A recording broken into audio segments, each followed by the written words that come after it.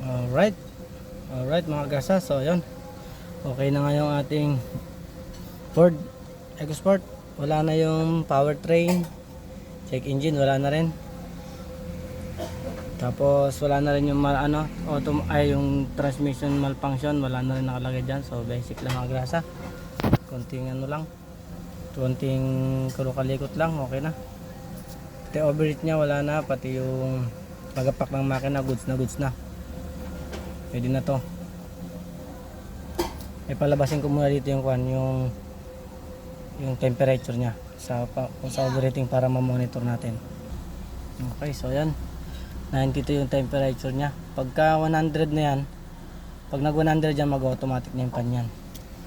So wala pa yung aircon mga grasa. Hinahantay ko mag-automatic eh. So yan mga grasa. Goods na. Ford EcoSport.